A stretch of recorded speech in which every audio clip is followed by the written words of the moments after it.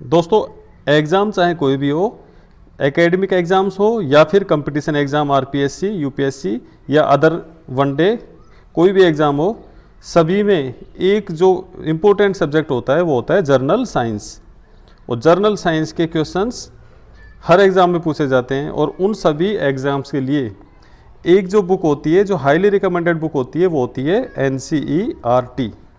तो हेलो दोस्तों, my self MS Chauhan, और आज से हम शुरू करने जा रहे हैं एक बहुत ही खास सीरीज जो होगी क्लास 6 से 10th तक की NCERT। इस सीरीज में एक एक टॉपिक पे प्रत्येक चैप्टर का वीडियो लेक्चर डाला जाएगा, जिसमें जितने भी इम्पोर्टेंट क्वेश्चंस बनते हैं सभी बिल्कुल इजी वे में आपके सामने प्रस्तुत किए जाएंगे। और ये वीडियो सीरीज़ गागर में सागर साबित होने वाली है। मीन्स NCERT का निचोड़ इसमें आपके सामने पेश किया जाएगा। तो आज हमारा फर्स्ट वीडियो है क्लास 6th का NCERT साइंस, और इसका हम एक बार ये चैप्टर्स देख लेते हैं। सिलेबस इसका क्लास 6 का सिलेबस है। इसमें चैप्टर नंबर 1 से चैप्टर नंबर 6 तक अगर हम देखते हैं तो ये 6 तक के जो चैप्टर हैं ये डेली लाइफ की साइंस एंड केमिस्ट्री का कुछ पार्ट इसमें आ जाता है। फिर ये चैप्टर नंबर 7, 8 एंड 9, ये जो 3 चैप्टर हैं ये आ जाते हैं बायोलॉजी के, मतलब जीव विज्ञान के। और इसके बाद चैप्टर नंबर 10 से लेके और चैप्टर नंबर 13 तक ये हो गए हमारे फिजिक्स के चैप्टर। और इसके बाद ये जो बच रहे हैं ये 3 चैप्टर्स हैं, ये हो गए EVS के और जर्नल साइंस के। तो आज के जो हमारा वीडियो है इसमें शुरुआत करेंगे हम इस वीडियो में चैप्टर नंबर 1 से लेके और 6 तक के हम इसमें कवर करने वाले हैं। तो आइए इसमें देखते हैं। सबसे पहले लेसन फर्स्ट है हमारा, और लेसन फर्स्ट है भोजन, फूड।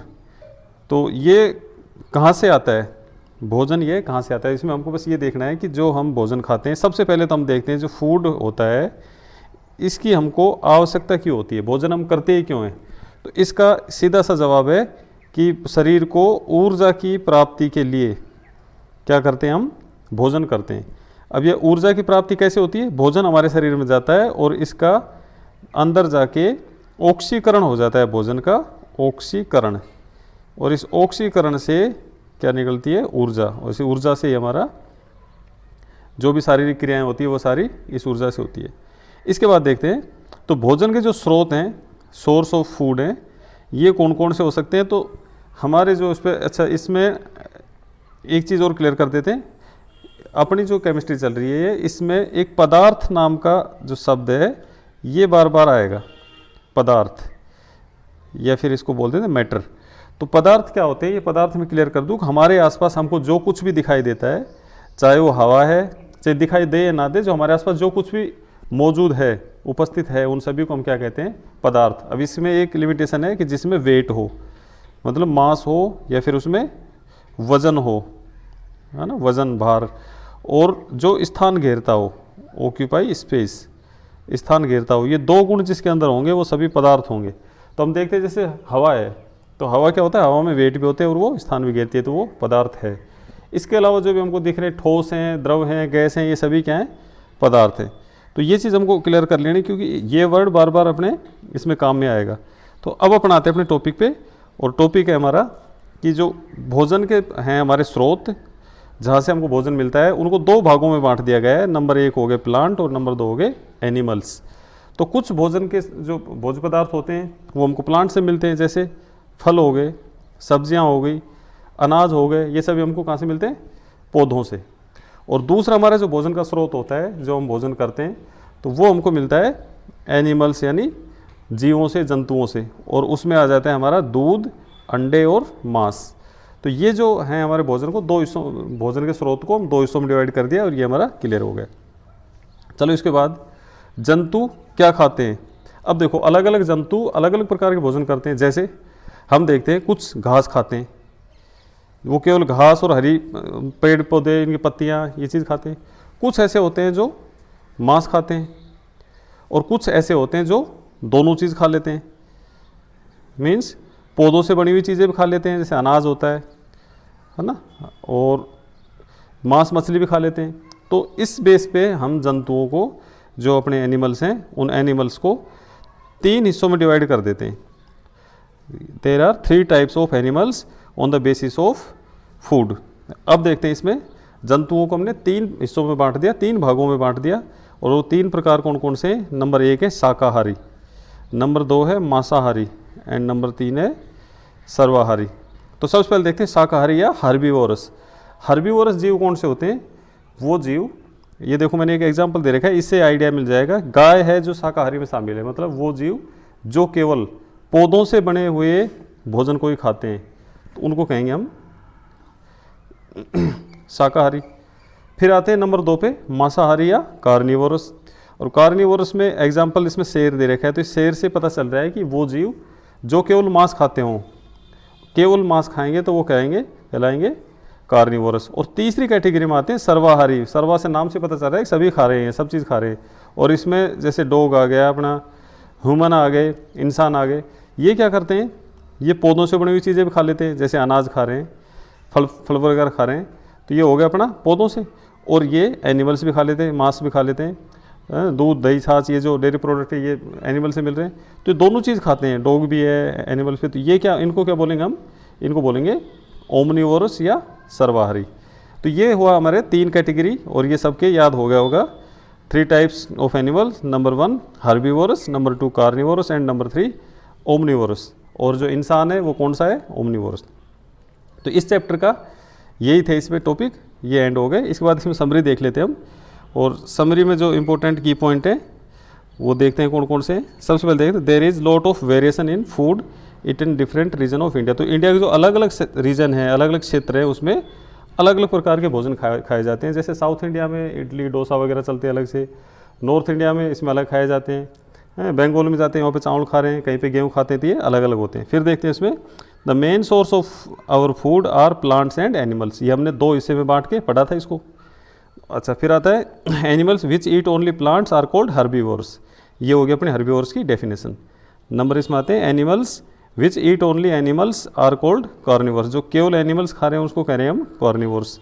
और जो 3rd नंबर पे animals which eat both plant as well as animals are called omnivorous. तो ये हमारा फर्स्ट चैप्टर पूरा हुआ। इसके बाद हम देखते हैं लेसन नंबर 2, और लेसन नंबर 2 है हमारा कंपोनेंट्स ऑफ फूड। हमने इसमें भोजन देखा, ऊपर में भोजन के आधार पर जंतुओं को देखा, कितने 3 प्रकार के बांटे। और भोजन के जो सोर्स थे वो थे हमारे 2 सोर्स थे, एक तो प्लांट था और दूसरा एनिमल। अब देखते हैं कि जो भोजन के जो होता है हम जो खा रहे हैं उसके अंदर कौन कौन से कंपोनेंट है, उसके पार्ट कौन कौन से हैं, घटक, मतलब उसमें कौन कौन से पार्ट से मिलकर हमारे भोजन बना होता है, हम जो खाते हैं उसमें क्या क्या है। तो इसमें देखो मुख्य घटक जो हमने दे रखे हैं, इसमें क्या क्या होते हैं। एक हो गया कार्बोहाइड्रेट, एक होता है प्रोटीन, एक होता है वसा और विटामिन्स, खनिज लवण और जल। ये हमारे मेन है, तो हम एक एक को लेकर अभी इनके बारे में डिस्कस करते हैं। सबसे पहला जो है कंपोनेंट वो है हमारा कार्बोहाइड्रेट। और कार्बोहाइड्रेट क्या पहचान इसकी, ये जो मीठी चीज़ें खा रहे हैं अपन, जो भी शुगर वगैरह है, इन सब में क्या होता है? कार्बोहाइड्रेट। अच्छा, इसके अलावा जो अपन अनाज खा रहे हैं, चावल खा रहे हैं, गेहूँ खा रहे हैं, इसमें भी कार्बोहाइड्रेट होता है। वो होता है स्टार्च के रूप में, स्टार्च के रूप में होता है वो। फल वगैरह खा रहे हैं, मीठे फल खाते हैं, उसमें फ्रक्टोज होता है, फ्रक्टोज। ये सब डायरेक्ट क्वेश्चन बन रहे हैं। ग्लूकोज होता है, ग्लूकोज भी क्या होता है? कार्बोहाइड्रेट ही होता है, ये ग्लूकोज। तो इसमें देखो कार्बोहाइड्रेट पे एक तो हमने कर दिया स्टार्च, मंड, और दूसरा शर्करा या शुगर। तो ये हो गया हमारा। तो जो मीठी चीज़ें होती है उसमें कार्बोहाइड्रेट शर्करा के रूप में होता है, और बाकी हम जो खा रहे हैं गेहूँ वगैरह, चावल वगैरह, इसमें स्टार्च के रूप में होता है, इसको मंड भी बोलते हैं। इसमें जो इसका मुख्य कार्य है कार्बोहाइड्रेट का हमारे शरीर में, हम जो कार्बोहाइड्रेट खाते हैं तो क्यों खाते हैं, उसका मेन जो काम है वो होता है शरीर को ऊर्जा देना। तो ऊर्जा देने का जो मेन काम है वो करता है कार्बोहाइड्रेट। सोर्स क्या है इसके, स्रोत, ये मैंने जो अभी बताया, जो मीठी चीज़ें हैं, है ना, या फिर अपन अनाज खाते हैं, चावल खाते हैं, गेहूँ खाते हैं, इन सभी में क्या होता है? कार्बोहाइड्रेट। फ्रूट्स खाते हैं, इसमें भी आ गया। अब इसके बाद आता है स्टार्च जो होता है, भोजन के अंदर स्टार्च होता है, तो उसका टेस्ट कैसे करेंगे कि इस भोजन में स्टार्च है या नहीं है। तो सबसे पहले हम क्या करेंगे, जैसे चावल में हमको टेस्ट करना है तो क्या करेंगे, चावल को थोड़ी सी बारीक बारीक पीस लेंगे, बारीक पीस लिया, उसको लेके एक परख नली में डाल देंगे और इस परख नली में डाल के, टेस्ट ट्यूब बोलते हैं इसको, इसमें डाल के इसमें कुछ बूंदे अपन क्या डालेंगे, आयोडीन की डालेंगे। अब ये आयोडीन जो होता है ये बैंगनी कलर का होता है, तो इन दोनों को जब मिक्सअप करेंगे तो अगर इसमें स्टार्च है तो ये इस जो टेस्ट ट्यूब में जो मिक्सचर है इसका कलर या तो ब्लैक हो जाएगा या ब्लू हो जाएगा। अगर ऐसा कलर होता है तो उसमें स्टार्च है, और नहीं हुआ तो स्टार्च नहीं है। फिर आता है नेक्स्ट अपना, नेक्स्ट है हमारा प्रोटीन। और प्रोटीन का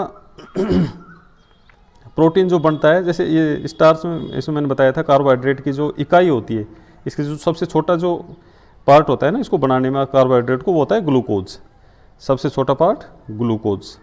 अब इसमें आ जाओ, स्टार्च का जो प्रोटीन का जो सबसे छोटी इकाई है वो क्या है, एमिनो एसिड। एमिनो अम्लों से मिलके प्रोटीन बनते हैं। और प्रोटीन का जो कार्य है हमारे शरीर के लिए, जो इसका मेन फंक्शन है वो होता है एक तो शरीर को ग्रोथ करना और शरीर से जो टूटे फूटे होते हैं उसको मरम्मत करना।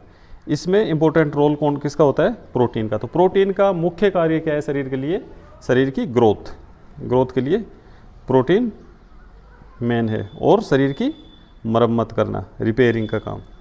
अच्छा, इसके जो सोर्स हैं प्रोटीन कहाँ से मिलता है हमको, तो ये मिलता है हमको दाल खाएंगे, अंडे खाएंगे, दूध पिएंगे, इन सभी में क्या होते हैं, प्रोटीन खूब मात्रा में होता है। जैसे सोयाबीन वगैरह हो गई या फिर अपने जो भी दाल वगैरह खाते हैं, इन सब में प्रोटीन खूब होता है। प्रोटीन का टेस्ट कैसे करेंगे कि किसी फूड में प्रोटीन है या नहीं है, तो हम जैसे ले लिया, हमने दाल ले ली, तो दाल को पीस लिया हमने, उसको एक टेस्ट ट्यूब में डाला, इस टेस्ट ट्यूब में ये डाल दिया हमने दाल का पाउडर। उसके बाद क्या किया हमने, कॉपर सल्फेट CuSO4, ये सूत्र लिखा है मैंने इसका, ये इसमें डाल दिया, और इसका विलयन मतलब इस पानी में मिला हुआ CuSO4 इसमें डालेंगे, डाल दिया। फिर इसके बाद इसमें कास्टिक सोडा का विलयन, ये भी जल में घुला हुआ NaOH, ये दो चीज़ इसमें डाल दी, तो तीनों को मिक्सअप कर दिया आपस में।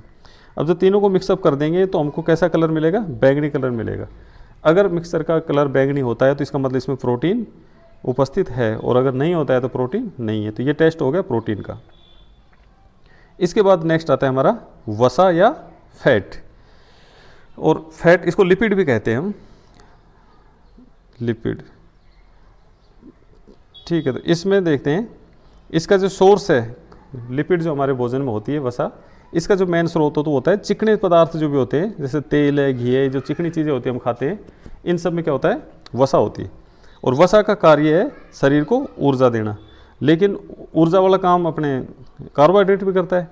तो ये कब काम आता है, ये काम आता है इमरजेंसी, जब हमारे शरीर को ज़्यादा वर्क करना होता है, या फिर शरीर में कार्बोहाइड्रेट से एनर्जी नहीं मिल पा रही, वो कम पड़ जा रहा है, तो उसके बाद हमारे शरीर में स्टोर होती है वसा के रूप में, जो वसा जो स्टोर होती है उससे फिर हमको एनर्जी मिलेगी, और ये हमारे शरीर को कार्य करने के लिए पर्याप्त ऊर्जा दे देगा। लेकिन कई बार क्या होता है, हम ज़्यादा चिकनी चीज़ें खा जाते हैं। अब इसमें हम सोचें कि अगर एनर्जी दे रहा है ये, और इसमें जो एनर्जी निकलती है वसा में, वो कार्बोहाइड्रेट से ज़्यादा निकलती है। तो अगर हम ऐसा सोचें कि ज़्यादा निकलती है तो हमको तो वसा ही खानी चाहिए, चिकनी चीज़ें खानी चाहिए, घी खाना चाहिए, तो वो ज़्यादा खाने से फिर हमारी ये हालत हो जाती है, मतलब इसमें चर्बी जम गई, इसको हम जो फैट जम जाती है इसको बोलते हैं चर्बी जम गई, तो इसको ओबेसिटी बोलते हैं बीमारी को। तो ये हो जाती है, इसलिए बच्चों को फैट कम से कम खानी चाहिए, और मैक्सिमम उनको प्रोटीन खानी चाहिए, क्योंकि ग्रोथ हो रही है बच्चों की, तो ग्रोथ के लिए प्रोटीन ज़्यादा कामयाब है। और इसका टेस्ट है, टेस्ट बिल्कुल सिंपल, इसका एक पेपर ले लो, पेपर के ऊपर जिसमें फैट का टेस्ट करना है उस पेपर के ऊपर उसको रब कर दो, मतलब उसमें रगड़ देंगे ऐसे, ठीक है। और फिर उसके बाद हम उस पेपर को उठा के देखें तो पेपर चिकना हो जाएगा, या फिर उसके आर पार हल्का हल्का हमको दिखना शुरू हो जाएगा, तो इसका मतलब वो उसमें फैट है। नंबर 4 पे आता है विटामिन्स, और ये बड़ा इंपॉर्टेंट है, इससे एनर्जी नहीं मिलती बिल्कुल, हमको ऊर्जा इससे बिल्कुल नहीं मिलती, लेकिन शरीर के लिए बहुत इंपॉर्टेंट है, रोगों से लड़ने की पावर देता है हमको ये। और इसका देख लेते हैं हम, विटामिन्स को 2 हिस्सों में बांट देते हैं। नंबर 1 है जो वाटर में सोल्यूबल है, मतलब जल में विलय होते हैं, और कुछ दूसरे पार्ट वाले जो विटामिन होते हैं वो फैट में सोल्यूबल होते हैं। तो विटामिन्स ये देखो टोटल हम पढ़ेंगे A, B, C, D, E, K, एक H और होता है इसके अलावा, हमारे जो बुक में सिलेबस में ये दे रखे हैं। तो इसमें विटामिन B एंड C जो होता है वो जल में घुलते हैं, जल में घुलनशील होते हैं। ये क्वेश्चंस बार बार कंपटीशन एग्जाम में पूछा जाता है कि जल में विलय कौन से हैं और जल में अविलय कौन से हैं। तो B और C तो है जल में विलय, और बाकी ये बच गया A, D, E, K, ये सब होते हैं वसा में विलय। तो इसके एक सिंपल सी ट्रिक याद कर सकते हैं कि गई भैंस पानी में, भैंस मतलब बी से भय और सी से, और गई भैंस पानी में मतलब जल में घुल गए। तो ये याद रख लो, बाकी के बच गए जो वसा में घुलनशील है। फिर आते हैं जल एवं खनिज लवण। तो ये खनिज लवण हमारे शरीर जैसे ब्लड सर्कुलेशन है और बाकी जो क्रियाएं हैं उनको नियमित करते हैं, और जल एक माध्यम प्रदान करता है कि जो भी रासायनिक क्रियाएं होंगी शरीर में वो घुली हुई अवस्था में होती है, तो घोलने का काम कौन करता है? जल करता है। ये हो गया। और इसके बाद जो लास्ट बचता है एक रुक्षांश या फाइबर्स, और फाइबर्स का काम है शरीर में ऊर्जा के लिए या और किसी काम के लिए बिल्कुल काम के नहीं है। इनका काम क्या है कि हम जो खाना खाते हैं तो खाने के साथ में अगर ये फाइबर होंगे तो जो हमारा जो अपचा हुआ जो भोजन बचेगा जो शरीर के लिए काम का नहीं है, उसमें साथ में रुक्षांश मतलब ये जो फाइबर के साथ वो भोजन मिलके, और जो हम मल के रूप में शरीर से बाहर निकालते हैं अपशिष्ट पदार्थों को, तो उसको बाहर निकालने में रुक्षांश हेल्प करता है। मीन्स ये कब्जी नहीं होने देता। जिनके कब्जी की प्रॉब्लम है उनके लिए शरीर में फाइबर वाला फूड बताते हैं कि भाई ज़्यादा से ज़्यादा फाइबर वाला फूड खाओ, सलाद वगैरह खाओ, कच्ची सब्जी खाओ, तो उससे क्या है कब्ज नहीं हो पाएगी और पेट साफ होता रहेगा। तो ये पेट को साफ करने के लिए कौन काम करता है? फाइबर्स। इसके बाद हम देखते हैं संतुलित आहार या बैलेंस डाइट। बैलेंस डाइट क्या होती है? बैलेंस से पता चल रहा है हमको कि मतलब नपी तुली और जो दोनों इससे उसके बराबर चलें तो उसको बैलेंस बोलेंगे। और बैलेंस डाइट का मतलब होता है कि ऐसा भोजन जिसमें सभी पोषक तत्व उपस्थित हों। जो हमने ऊपर पढ़े हैं सभी पोषक तत्व उचित मात्रा में उपस्थित होंगे तो उसको हम बोलेंगे बैलेंस डाइट।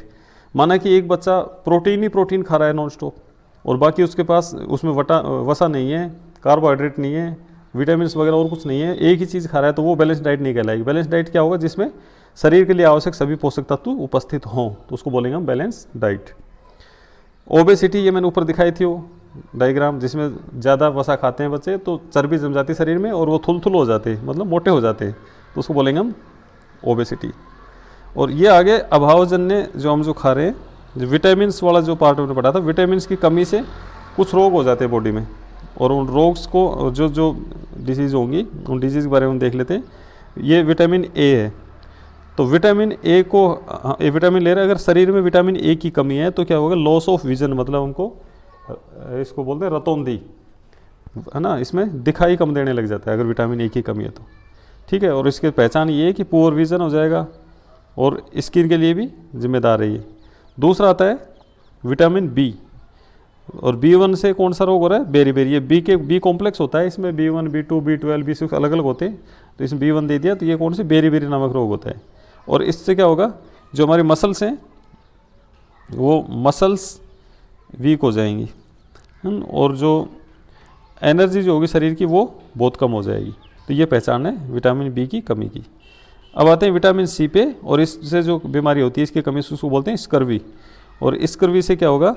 जो मसूड़े जो हमारे होते हैं उसमें ब्लड निकलेगा, और उसके अलावा जो अगर कोई शरीर पे घाव हो गया तो उसको ठीक होने में टाइम लगेगा, बहुत ज़्यादा टाइम लेता है, तो इसका मतलब विटामिन सी की कमी। इसके अलावा जो हमारी इम्यूनिटी है, इम्यूनिटी को बूस्ट अप करने के लिए भी विटामिन सी की ज़रूरत होती है।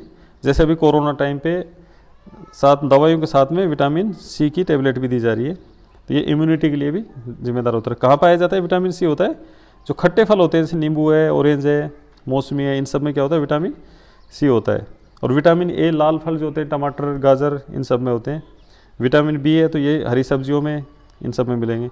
अब आते हैं विटामिन डी, और विटामिन डी की कमी से जो रोग होता है उसको बोलते हैं रिकेट्स। और ये जो रिकेट्स है इसका जो पहचान वो ये क्या होंगी? जो हमारी हड्डियाँ होंगी ना वो सॉफ्ट हो जाएंगी और बेंड पड़ जाएंगे, तो मुड़ जाएंगी, बिल्कुल सॉफ्ट हड्डियाँ हो जाती है, कमज़ोर हो जाती है। तो किसकी कमी से होती है? विटामिन डी की कमी से। विटामिन डी का काम क्या है कि हड्डियों में कैल्शियम को एब्जॉर्ब करने की पावर देता है विटामिन डी। अगर शरीर में विटामिन डी है तो वो हड्डियाँ हमारी कैल्शियम को आराम से एब्जॉर्ब कर लेंगी, और जिससे हमारी हड्डियाँ मजबूत हो जाएंगी। तो ये हो गया विटामिन डी। इसके बाद लेते हैं हम विटामिन हो लिया। अब कैल्शियम की बात करते हैं, तो कैल्शियम तो क्या है? बोन एंड टूथ के लिए जिम्मेदार है। अगर इसकी कमी रहेगी तो ये चीज़ कमज़ोर हो जाएगी। फिर आता है आयोडीन, और ये जो आयोडीन है इसकी कमी से होता है गोइटर का रोग होता है, और इसको गलगंड भी बोलते हैं। मतलब ये जो हमारे गला होता है, गला सूज जाएगा तो उसको बोल देंगे गोइटर। और गोइटर की ये पहचान देखो, अपीयर स्वेलन। अच्छा, इसकी जो पूर्ति करते हैं तो आयोडीन वाला नमक खिलाते हैं, तो आयोडीन युक्त नमक होता है, उससे आयोडीन की कमी की पूर्ति हो जाती है। और फिर आता है आयरन आयरन मतलब लोहा, और ये लोहा है, इसकी कमी से क्या हो जाता है एनीमिया, मतलब खून की कमी। और खून की कमी इससे क्या होगा, अगर शरीर में खून की कमी है तो हमको वीकनेस फील होगी। अब लेते हैं आयरन का। तो आयरन का काम क्या होता है, हमारे शरीर में होता है हीमोग्लोबिन, ब्लड में हीमोग्लोबिन होता है, और हीमोग्लोबिन को बनाने के लिए आयरन जिम्मेदार होता है, उसके अंदर आयरन होता है। अगर आयरन की कमी रहेगी तो हीमोग्लोबिन नहीं बन पाएगा। और हीमोग्लोबिन क्या करता है, O2 का परिवहन, O2 को, अपने ऑक्सीजन को फेफड़ों से लेके और शरीर की सभी कोशिकाओं तक पहुंचाने का काम कौन करता है, हीमोग्लोबिन। तो ये आयरन का काम है। इसके बाद हम देख लेते हैं इसका समरी चैप्टर की, और चैप्टर की समरी में आता है the major nutrients in our body. तो ये नाम जो अपने पढ़े हैं ये सारे इसमें दे रखे हैं। Carbohydrate and fats mainly provide energy to our body, तो एनर्जी के लिए कार्बोहाइड्रेट एंड फैट है। Protein and minerals are needed for the growth and maintenance of our body. तो प्रोटीन एंड मिनरल्स ये हो गए हमारे ग्रोथ एंड मेंटेनेंस के लिए। Vitamin helps in protecting our body against disease. तो डिजीज से लड़ने की जो पावर देते हैं वो कौन होते हैं, विटामिन्स। फिर आता है balance diet provides all the nutrients that our body needs in right quantity along with adequate amount of roughage and water. ये रफेज क्या होते हैं, फाइबर्स जो मैंने बताया था ये होते हैं रफेज। फिर आता है डेफिशिएंसी ऑफ वन और मोर न्यूट्रिएंट्स इन आवर फूड और ए लॉन्ग टाइम में कॉज सर्टेन डिजीज और डिसऑर्डर्स। तो शरीर में अगर किसी भी एक न्यूट्रिएंट्स की कमी रहती है तो उससे क्या होगा, हमारे शरीर में डिजीज और डिसऑर्डर हो जाते हैं। ये हुआ हमारा लेसन 2। अब इसके बाद लेसन जो 3 है, इसमें हम देखते हैं तंतु से वस्त्र तक। तो तंतु मतलब फाइबर, टू फैब्रिक, वस्त्र को बोलते हैं फैब्रिक। अब इसमें हम देखते हैं कि ये फाइबर होते क्या हैं। तो फाइबर क्या है, हमने कॉटन रोल देखा है। कॉटन रोल एक रुई का बंडल जो होता है, छोटा सा रुई होती है, उस रुई में से हम एक बिल्कुल बारीक जो होता है, हमारे हेयर के जैसा बिल्कुल बारीक बारीक उसमें जो होते हैं उनको बोलते हैं हम तंतु या फाइबर। रुई में जो बारीक बारीक होते हैं उनको बोलते हैं फाइबर। तो उसमें से रुई में से इन फाइबर को अलग करने को बोलेंगे गिनिंग। अब क्या हुआ, फाइबर अलग हो गए तो उन फाइबर को आपस में मिला के और उनकी स्पिनिंग करेंगे, उनकी कताई करेंगे। तो स्पिनिंग करके उनसे क्या बनते हैं, धागे बनते हैं उनसे, यार्न या धागे। तो जो फाइबर हुआ सबसे छोटी, सबसे जो बारीक चीज़ है वो है फाइबर है हमारा।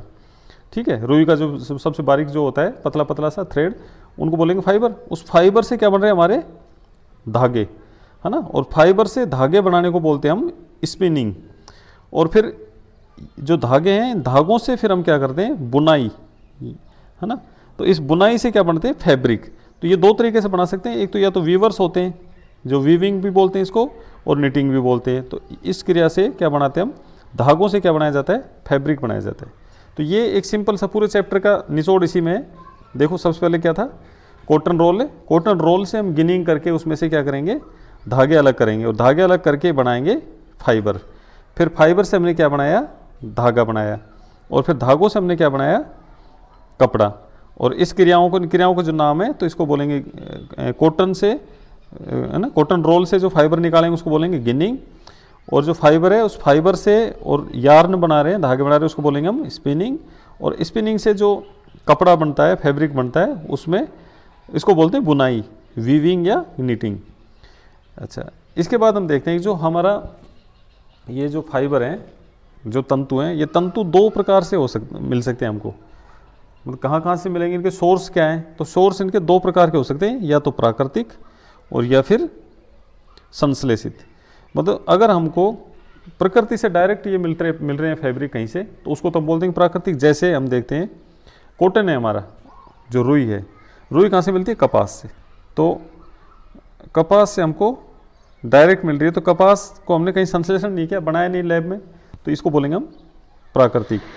जो ऊन होती है, भेड़ की ऊन होती है या फिर ऊँट की ऊन होती है, तो ये ऊन होती है, ये भी हमको डायरेक्ट प्रकृति से मिल रही है, इसलिए ये भी प्राकृतिक है। रेशम होता है, वो रेशम कीट से बनता है, एक कीड़ा होता है रेशम कीट, उससे क्या बनता है, रेशम। तो ये भी हमारा प्राकृतिक है। इसके अलावा पटसन होता है एक, पटसन या इसको जूट भी बोलते हैं, ये भी क्या है, प्राकृतिक। तो ये सभी जो रेशे मैंने बताए ये सारे क्या हैं, प्राकृतिक, ये हमको प्रकृति से मिलते हैं। दूसरे जो आती है साइड वो आती है संश्लेषित रेशे, जिनको हम लैब में बनाते हैं। और लैब में बनाने के लिए ये होते हैं, जैसे पॉलिएस्टर हो गया, पॉलिएस्टर, इसके अलावा रेयन हो गया, इसके अलावा नाइलॉन हो गया। तो ये सभी क्या होते हैं, ये होते हैं संश्लेषित रेशे। तो जो रेशे लैब में बनाए जाते हैं, जिनका हम प्रोडक्शन कर सकते हैं, सिंथेसिस कर सकते हैं, उनको बोलते हैं हम संश्लेषित रेशे।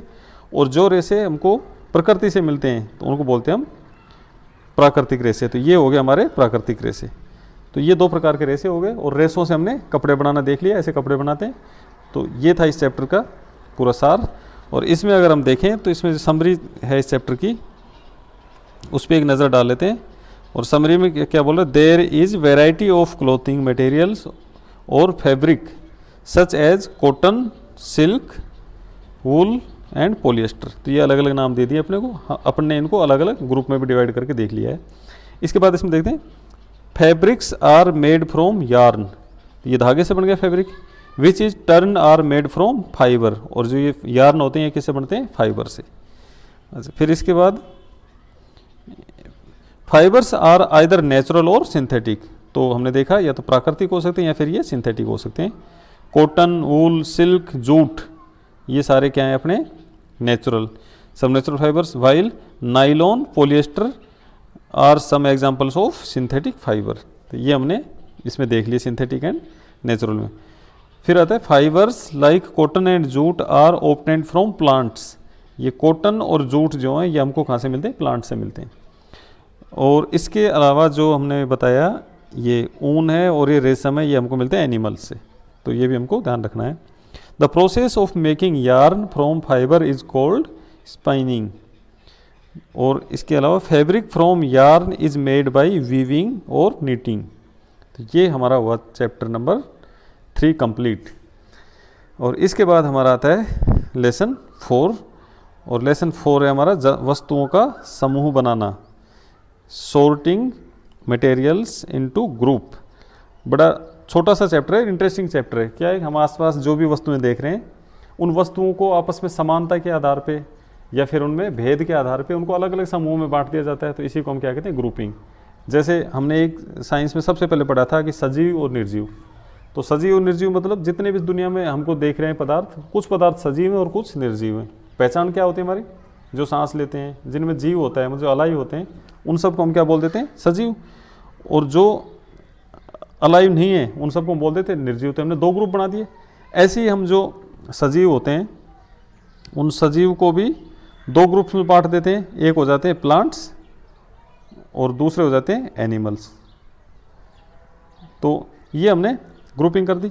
तो हमारे आसपास जो भी हमको पदार्थ दिख रहे हैं, इन पदार्थों को अलग अलग उनकी क्वालिटीज़ के बेस पे, उनके गुणों के आधार पे हम उनको अलग अलग हिस्सों में बांट देंगे। और उन बांटने को हमको कहते हैं, उनको कहते हैं हम ग्रुपिंग ऑफ मटेरियल्स।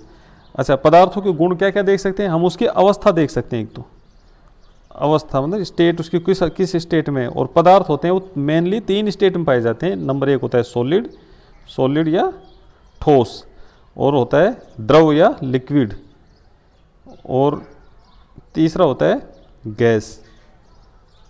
तो इससे हमने इन नामों से हम परिचित हैं पहले। और अपने जनरल साइंस के जो इसमें प्लेलिस्ट है उसमें इसमें क्लियर कट हमने समझा भी रखा है अच्छे से। तो इसके बारे में थोड़ा सा और देख लेते हैं। ये लिक्विड हो गया। तो क्या होगा, गैस। देखो सबसे पहले गैस को देखते हैं हम। गैस क्या होती है, जो मुक्त रूप से घूमती रहती है, उड़ती रहती है, वो सब गैस है। ये सभी जानते हैं हम, जैसे नाइट्रोजन गैस है, ऑक्सीजन गैस है, हाइड्रोजन गैस है। फिर दूसरी स्टेज पे लेते हैं हम लिक्विड। लिक्विड कौन होते हैं, जो बह के चलते हैं, जैसे जल है, तेल है, ये सब क्या बह के चलते हैं। तो जो बह के चलते हैं इनको बोलते हैं हम लिक्विड। और तीसरे कौन होते हैं, सॉलिड, जो कठोर होते हैं। तो ये होंगे सॉलिड। तो ये अवस्था के आधार पर हम पदार्थों को 3 प्रकारों में बांट दिया। इसके अलावा हमने उसमें जीवन के आधार पे सजीव और निर्जीव 2 हिस्सों में बांट दिया था। अच्छा, और पर्णहरित के आधार पे, मतलब जो पौधे होंगे जिनमें पर्णहरित होगा वो प्लांट्स होंगे, और जिनमें पर्णहरित नहीं होगा वो होंगे एनिमल्स। तो इस बेस पे बांट दिया। ये अलग अलग पदार्थों के गुण हो गए। अब इसमें देखते हैं हम कुछ गुण, तो उनके बारे में चर्चा कर लेते हैं। सबसे पहले आता है कठोरता, हार्डनेस। तो जो कुछ पदार्थ हैं जो हार्ड होते हैं, कुछ सॉफ्ट होते हैं। जैसे पत्थर है तो पत्थर हार्ड है। अगर हम मोम की बात करें तो मोम सॉफ्ट हो जाता है। घी है तो वो है तो सॉलिड लेकिन वो सॉफ्ट है ना। बाकी अब तरल पदार्थों की बात करें तो जो लिक्विड है तो बिल्कुल सॉफ्ट है। फिर आ जाते हैं अपन विलेयता। विलेयता मतलब किसी चीज़ को घोलना, जो घोल देते हैं किसी चीज़ को उसको हम विलेयता कहते हैं। ज़्यादातर पानी में घोलते हैं हम। तो जो जल में किसी चीज़ को घोलेंगे तो जल यहाँ पे क्या कहलाएगा, विलायक, इसको बोलेंगे विलायक या सॉल्वेंट। और इसके अंदर जो चीज़ हम घोलेंगे इसको बोलेंगे हम सोल्यूट या विलेय। तो ये विलेय और विलायक, दो चीज़ का अपने ध्यान रखना है। तो इसमें देखो कुछ चीज़ें होती हैं जो वाटर में सोल्यूबल होती हैं। मतलब हमने जैसे वाटर लिया और वाटर में हमने क्या डाल दिया, नमक डाल दिया, तो नमक हम उसमें डाल देंगे तो वो उसमें घुल जाएगा, तो इसको बोलेंगे विलेय, विलेय पदार्थ है। अच्छा, कुछ होती है इंसोल्यूबल, जैसे हमने इसमें ऑयल डाल दिया है ना, वाटर में हमने ऑयल डाल दिया तो ऑयल उसमें नहीं घुलेगा, तो ये हो गया इंसोल्यूबल। तो सोल्यूबिलिटी के बेस पे हम पदार्थों को दो हिस्सों में बांट सकते हैं। अब उसमें अलग अलग विलायक, जैसे हमने जल ले लिया तो जल में विलेय पदार्थ एक तरफ रख देंगे, जल में अविलेय पदार्थ एक तरफ रख देंगे, तो ये दो ग्रुप हो गए। चलो नेक्स्ट देखते हैं, पारदर्शिता, ट्रांसपेरेंसी, मतलब आर पार देखना। किसी वस्तु में से आर पार देखते हैं हम तो उसको हम पारदर्शिता कहते हैं। तो इस पारदर्शिता के बेस पे हम पदार्थों को तीन ग्रुप में बांट देते हैं। नंबर 1 हो गए पारदर्शी पदार्थ या ट्रांसपेरेंट ऑब्जेक्ट्स। और ये कौन से होते हैं, ये वो पदार्थ होते हैं जिनके आर पार हम क्लियर कट देख सकते हैं। जैसे ये पदार्थ है तो इसके इस तरफ कोई वस्तु रखी है तो हम इधर से देखेंगे तो क्लियर कट वो हमको आर पार दिख जाएगी, तो इसको बोलते हैं हम ट्रांसपेरेंट। जैसे हम कांच लेते हैं तो कांच के आर पार हमको दिख जाता है, इसको बोलेंगे ट्रांसपेरेंट। जल के आर पार भी दिख जाता है ना। इसके अलावा वायु है तो वायु के आर पार भी दिख रहा है हमको, तो ये हो गया ट्रांसपेरेंट।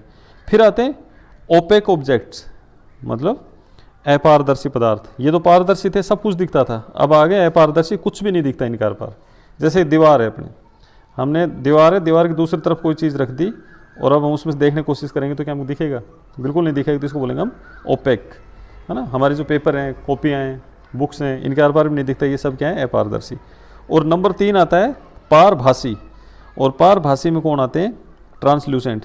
इसमें वो आते हैं जो पारदर्शी और अपारदर्शी के बीच के होते हैं, इसमें हल्का हल्का दिखता भी है और नहीं भी दिखता, तो इसको बोलते हैं पारभासी। जैसे हम लेते हैं एक पेपर ले लिया और पेपर के ऊपर हमने ऑयल लगा दिया, तो ऑयल लगाने के बाद उसमें से हल्का हल्का सा हमको दिखता है आर पार, तो इसका मतलब वो पारभासी है। पॉलीथीन है, कुछ एक पॉलीथीन बिल्कुल ट्रांसपेरेंट होती है, कुछ एक होती है उसमें से थोड़ा थोड़ा दिखता है दूसरी साइड में, तो अगर हल्का हल्का धुंधला धुंधला अगर हमको दिखता है तो उसको बोलते हैं हम पारभासी ऑब्जेक्ट। तो ये पारदर्शिता के बेस पे हमने 3 प्रकारों में बांट दिया, है ना, ट्रांसपेरेंट, ओपेक एंड ट्रांसल्यूसेंट। और ये हुआ हमारे चैप्टर ख़त्म। और इसका देखते हैं जो समरी है, तो समरी इसमें objects around us are made up of a large variety of material, है ना। वेराइटी ऑफ मटेरियल, अलग अलग बहुत सारे प्रकार के पदार्थ से हमारे आसपास की जो चीज़ें वो बनी हुई हैं।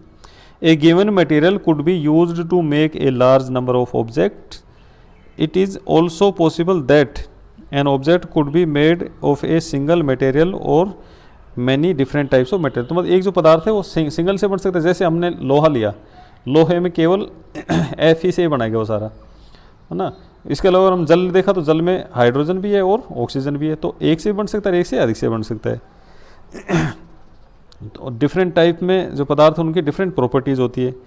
सम material shiny appearance while other are not.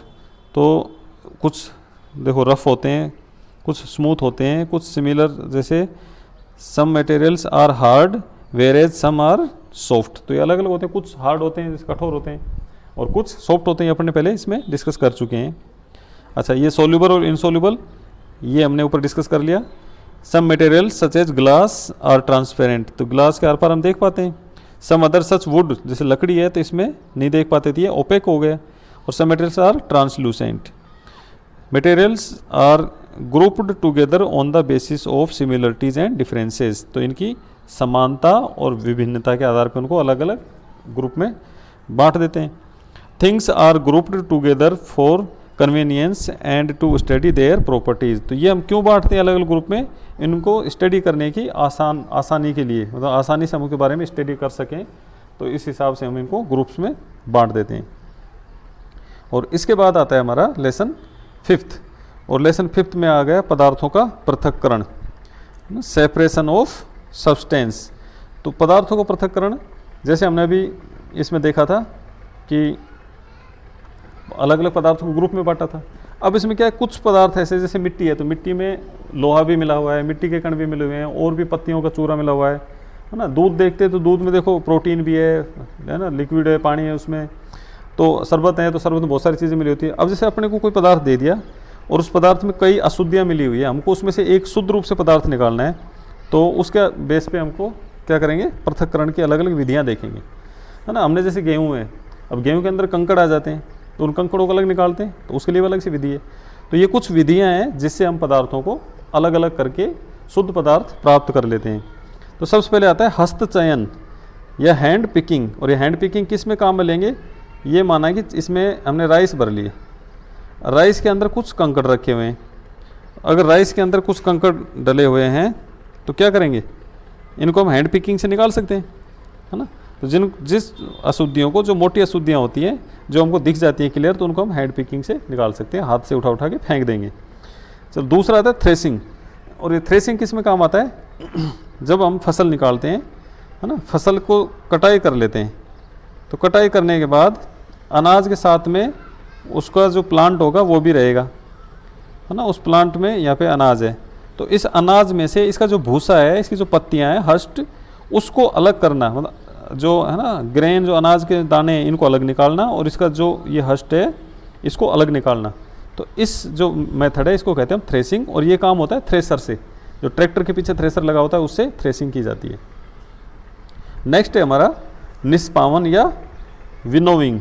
और ये विनोविंग क्या होता है, विनोविंग होता है कि जैसे ये थ्रेसिंग करी थी उसको, जैसे हमारा जो अनाज है गेहूँ मान लो, तो गेहूँ के अंदर कुछ पत्तियाँ होती हैं, है ना, जैसे उसमें पत्तियाँ हैं, या फिर उस प्लांट के कुछ पार्ट है जो हल्के होते हैं बिल्कुल, है ना, लाइट वेट होते हैं, और वे हवा से आराम से उड़ के दूर हो सकते हैं।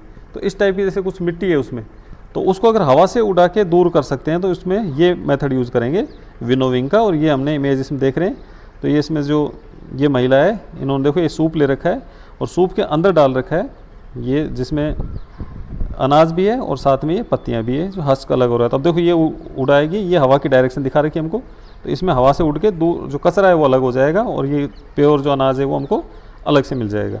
तो इस मेथड को बोलते हैं विनोविंग या निष्पावन। नेक्स्ट हम देखते हैं चालन या सीविंग। और चालन में क्या होता है, ये हमारा चालना होता है, इस चालने में उसको डालेंगे तो जो बारीक चीज़ें होंगी वो चालने में सड़ के नीचे निकल जाएंगी और मोटी चीज़ें ऊपर आ जाएंगी। जैसे बजरी को करते हैं, बजरी की सीविंग करते हैं तो उसमें बजरी जो नीचे होती है बारीक वो हमको नीचे मिल जाती है, और जो कंकड़ होते हैं वो अलग मिल जाते हैं। नेक्स्ट आता है ये तीन एक साथ दे रखे हैं, अवसादन, निस्तारण और निस्यंदन। और अवसादन को बोलते हैं सेडिमेंटेशन, और निस्तारण डिकेंटेशन, एंड ये निस्यंदन होता है फिल्ट्रेशन। अब देखो इसका क्या होता है, जैसे जल है, हमने ये जल था और जल के अंदर क्या थी, मिट्टी थी, मिट्टी घुली हुई थी, तो हमने इस जल को कुछ देर के लिए रख दिया ऐसे कैसे, तो कुछ देर बाद हम क्या देखते हैं कि जितनी मिट्टी होगी वो मिट्टी सारी नीचे की तरफ इसमें जमा हो जाएगी। तो मिट्टी एक नीचे अलग लेयर बना लेगी, तो नीचे की जो चीज़ जम जाती है उसको भी बोलते थे हम अवसादन या सेडिमेंटेशन। और जो ऊपर साफ पानी आ गया तो ऊपर का जो साफ पानी है इसको हम अलग से अगर ऊपर से निकाल के अलग कर लें तो इसको बोलेंगे, ऊपर की चीज़ को अलग से उतार लेना, उसको बोलते हैं निस्तारण, है ना, निस्तारण या निथारना भी कहते हैं इसको। तो ये हो गया निस्तारण। और अब आता है हमारा फिल्ट्रेशन। और फिल्ट्रेशन क्या होता है कि अशुद्धियों को, जैसे चाय बनाते हैं तो चाय में क्या होती है, चाय बनाते हैं उसके अंदर चाय पत्ती भी होती है, अदरक वगैरह जो कुछ डालते हैं, हम उसको क्या करते हैं एक चलनी में छान देते हैं। तो छानेंगे तो उसमें से जो चाय है वो नीचे आ जाएगी अलग से, और जो ऊपर का जो वेस्टेज है वो सारा अलग से इकट्ठा हो जाएगा, है ना। दूध को वैसे छान लेते हैं, तो इस जो छानते हैं चलनी में से, इसी को बोलते हैं हम फिल्ट्रेशन, ठीक है। और लैब में छानने के लिए फ़िल्टर पेपर्स होते हैं अलग से, तो उसमें लैब में फ़िल्टर पेपर से छान लेते हैं। तो ये हमारे जो मेथड हुआ इसको बोला फिल्ट्रेशन। इसके बाद आता है इवेपोरेशन या वाष्पन। ये किस में काम आता है, वाष्पन मतलब किसी लिक्विड को हम गर्म करेंगे, और लिक्विड को गर्म करने के बाद वो भाप बन के ऊपर उड़ने लग जाता है। जब भाप बन के ऊपर उड़ने लग जाता है तो इस भाप को, इसी क्रिया को हम बोलते हैं वाष्पन। तो देखो हम देखते हैं जो नमक बनता है, नमक की झीलें होती हैं, वहाँ पे नमक बनाया जाता है। तो नमक कैसे बनाते हैं, बड़ी बड़ी क्यारियाँ होती है खेत में, ऐसे बड़ी बड़ी क्यारियाँ बना लेंगे, उसके अंदर जो नमकीन पानी है वो झील में से निकालेंगे, इसमें पानी को भर देंगे। अब पानी को इसमें भर दिया, पानी को इसमें डालने के बाद क्या होगा, धूप में गर्म होके इसमें जो जल होगा वो जल वाष्पन की क्रिया द्वारा, इवेपोरेशन के द्वारा उड़ के ऊपर चला जाएगा एटमॉस्फेयर में, और बाकी नीचे बच गया यहाँ पे पूरा साल्ट। तो ये जो प्रक्रिया है जिससे नमक को हम निकाल रहे हैं अलग से, नमक नीचे बच रहा है और ये इसका जल निकाल दिया, इसको बोलते हैं हम वाष्पन। दूसरा, हम जल को भी शुद्ध करते हैं घर पे, तो भी ऐसे कर सकते हैं कि यहाँ पे जल को उबालेंगे तो उबालेंगे तो जल उड़ के वो ऊपर आ जाएगा और इसको यहाँ से इकट्ठा कर लेंगे, तो ये भी होगा वाष्पन, है ना। सबसे बेस्ट एग्जाम्पल तो अपन ये ले सकते हैं नमक वाला। तो ये था हमारा वाष्पन। इसके बाद हम नेक्स्ट देखते हैं, और नेक्स्ट है हमारा संघनन। इसको कंडेंसेशन भी कह देते हैं। तो संघनन वाष्पन का जस्ट उल्टा है। जैसे वाष्पन में क्या था कि हमने गर्म किया और जल को ऊपर उड़ा दिया, इस संघनन में क्या, जो गर्म जल ऊपर जा रहा है इसको इकट्ठा कर लेते हैं। जैसे यहाँ से जल था, इसको हमने गर्म कर दिया था, ये ऊपर उड़ रहा है, इसमें क्या करेंगे, यहाँ पे कोई पात्र लगा के इसको एकत्रित कर लिया जाएगा, है ना, या फिर इस पात्र को बंद करके यहाँ से नली लगा कर इसको दूसरे पात्र में इकट्ठा कर लेंगे। तो इस क्रिया को बोलेंगे संघनन, कि गर्म भाप को ठंडी करके वापस जल के रूप में बदलना, तो वो क्या कहलाएगी, कंडेंसेशन या संघनन। और इसके बाद एक इसमें और टॉपिक है इंपॉर्टेंट, और ये टॉपिक है संतृप्त या सैचुरेटेड और असंतृप्त या अनसैचुरेटेड सॉल्यूशंस विलयन। ये क्या होते हैं, देखो हमने एक गिलास जल का ले लिया, एक गिलास जल लिया और इसमें हमने क्या किया, एक चुटकी नमक डाल दिया। नमक का सूत्र NaCl और जल का सूत्र H2O। हमने इसमें NaCl डाल दिया। अब कुछ देर बाद हमने उसको घोल के देखा तो ये सारा इसके अंदर घुल गया। फिर हमने एक चुटकी और डाला, तो ये क्या करेंगे, ये भी थोड़ी देर बाद घुल जाएगा। फिर एक चुटकी और डालेंगे, ये भी घुल जाएगा। ऐसे करते करते हम इसमें डालते जाएंगे। एक पोजीशन ऐसी आएगी, फिर उसके बाद और ज़्यादा नमक इसमें नहीं डाल सकते, मतलब जितना ये इसमें घुल सकता था वो पूरा घुल गया, उसके बाद नहीं घोल सकते। तो इस पोजीशन को हम बोलते हैं संतृप्त अवस्था, मतलब इसके बाद इसमें नहीं भर सकते। अपने एक एग्जाम्पल ले लेते हैं, माना कि अपने एक कमरा है और उस कमरे में 20 बच्चे बैठ सकते हैं, 20 बेंच लगी हुई है। तो इसमें जब तक 20 बच्चे आएंगे, 19 बच्चे आएंगे, 19 तक तो वो रहेगा असंतृप्त, है ना। 19 बच्चे बैठाएंगे तब तक तो असंतृप्त, मतलब एक बच्चा और आ सकता है। और जैसे उसमें 20 बच्चे पूरे हो जाएंगे तो सीट फुल। अब 20 बच्चे हो गए तो इसके बाद 21 बच्चा इसमें नहीं आ सकता। तो जब 20 बच्चे की स्टेज है इसको बोलेंगे हम संतृप्त अवस्था, और 20 से कम जितने भी रहेंगे तो उसको बोलेंगे असंतृप्त। जैसे नमक में था, लास्ट चुटकी जब डाली थी उससे पहले जितना थी तो उसको बोलेंगे असंतृप्त। मतलब जब तक और उसमें भूख है लेने की तो उसको असंतृप्त कहेंगे, और जब पूरी तरह से फुल हो चुका तो उसको बोलेंगे हम संतृप्त, है ना। इसको हम खाने पे भी देख सकते हैं कि हम जब खाना खा रहे होते हैं, जब तक हमको भूख रहती है तब तक हम क्या रहते हैं, अनसैचुरेटेड या असंतृप्त। और जब फुल पेट भर जाता है उसके बाद हम एक घास भी नहीं खा सकते तो उसको बोलेंगे सैचुरेटेड। तो ये हुआ क्लियर। ये एक पेंटिंग है और ये पेंटिंग निष्पावन की है, विनोविंग वाली जो थी। तो देखो इसमें ये हैंड पिकिंग हो रहा है, यहाँ पे हैंड पिकिंग से साफ़ किए जा रहे हैं। और ये यहाँ पे जो पोजीशन इसमें देख रहे हो, ये देखो ये इसमें जा रहा है, तो ये विनोविंग से साफ़ किया जा रहा है ना। ये एक फेमस पेंटिंग है फ्रांस में जो रखी हुई है। तो ये हुआ। इसके बाद आज का जो हमारा लास्ट चैप्टर है वो है लेसन 6, और इसमें हमारे चारों ओर के परिवर्तन। हमारे चारों ओर जो भी पदार्थ हैं, उपस्थित हैं पदार्थ, उन सब में क्या क्या परिवर्तन हो रहे हैं, किस किस टाइप के परिवर्तन हो सकते हैं, उसके बारे में हम इस चैप्टर में पढ़ेंगे। और इसमें क्या है, मेनली दो ही परिवर्तन होते हैं। हमारे आसपास जो भी परिवर्तन होते हैं वो दो प्रकार के हो सकते हैं। एक होते हैं उत्क्रमणीय परिवर्तन या रिवर्सिबल चेंजेस, और सेकंड है इरिवर्सिबल चेंजेस या अनुत्क्रमणीय परिवर्तन। और आगे चल के अभी इस क्लास में नहीं है, 7th क्लास में यह आएगा कि ये जो उत्क्रमणीय जो परिवर्तन है इनको ही बोलते हैं हम भौतिक परिवर्तन या फिर फिजिकल चेंजेस। और ये जो अनुत्क्रमणीय इनको बोलते हैं केमिकल। अभी ज़्यादा मतलब इस पर दिमाग में ज़्यादा जोर मत डालो, अभी अब केवल इनको समझते हैं क्या होते हैं। देखो हमने देखा, हमने लिया एक पात्र में जल ले लिया हमने, जल, और इसको हमने क्या किया, गर्म कर दिया। तो जल कैसा हो जाएगा, गर्म हो जाएगा। अब कुछ देर बाद हमने इसको यहाँ, इस पात्र को यहाँ से हटाया और यहाँ पे रख दिया, और यहाँ पे इसको कुछ देर के लिए ठंडी हवा में रख दिया। तो ये पात्र में पहले जब जल था, गर्म करने पे गर्म हो गया, तो ये वापस ठंडा हो जाएगा। तो पहले वाली स्टेज में वापस आ गया। चलो दूसरा एग्जाम्पल देखते हैं। दूसरा एग्जाम्पल हमने ली बर्फ़, और इस बर्फ़ को हमने थोड़ा सा गर्म किया तो ये क्या हुआ, जल बन गया। ठीक है, जल को हमने फिर वापस ठंडा कर दिया तो क्या हुआ, बर्फ़ बन गई। तो मतलब बर्फ़ को किस में बदल दिया हमने, जल में, और जल को फिर वापस हमने किस में बदल दिया, बर्फ़ में। मतलब ऐसे चेंजेस जिनको पुनः प्रारंभिक अवस्था में वापस ला सकें उसको बोलते हैं हम रिवर्सिबल या उत्क्रमणीय परिवर्तन। जैसे कपड़े के हमने बाजू है, ये मान लो हमारे शर्ट की बाजू है, तो शर्ट की बाजू को हमने ये बाजू को फोल्ड कर दिया, ठीक है, फिर वापस खोल के हम सीधा कर दिया, तो मतलब वापस अपनी पोजीशन में आ गई है। तो ये सब कहलाएंगे उत्क्रमणीय परिवर्तन, है ना। किसी चीज़ को गर्म करके वापस ठंडा कर सकते हैं। और दूसरा आता है हमारा अनुत्क्रमणीय या इरिवर्सिबल परिवर्तन, और ये होते हैं जैसे हमने लिया दूध और इस दूध में हमने डाल दी कुछ छाछ के बूंदें डाल दी और ये बन गया दही। अब बताओ ये दही से वापस हम दूध बना सकते हैं क्या? ये दही से दूध कभी नहीं बना पाएंगे। तो ये जो परिवर्तन है इसको बोलते हैं हम अनुत्क्रमणीय परिवर्तन या इरिवर्सिबल चेंजेस। एक एग्जांपल और ले लेते हैं।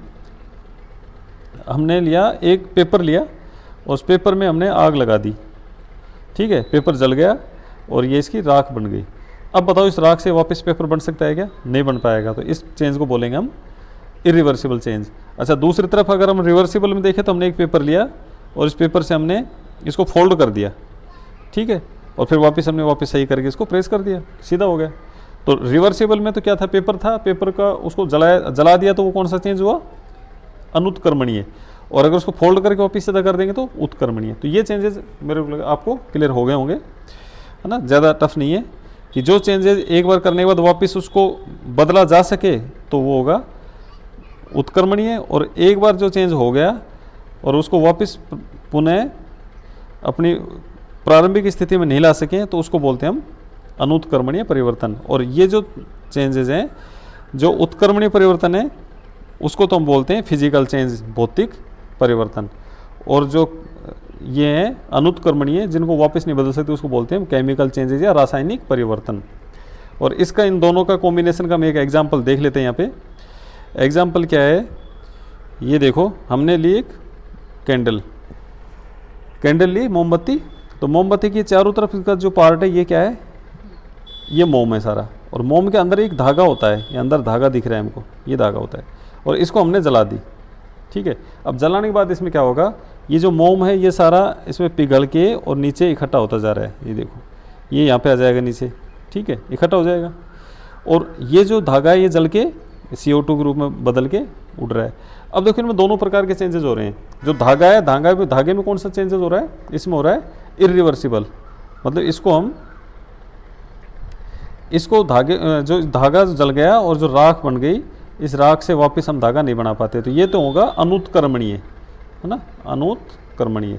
और ये जो इसके चारों तरफ का जो ये मोम है, ये जो पिघल के नीचे जमा हो रहा है, तो ये पिघल गया मतलब ठोस से द्रव में चला गया और फिर वापस नीचे आके इकट्ठा हो गया, इसका मतलब ये वापस ठोस बन गया।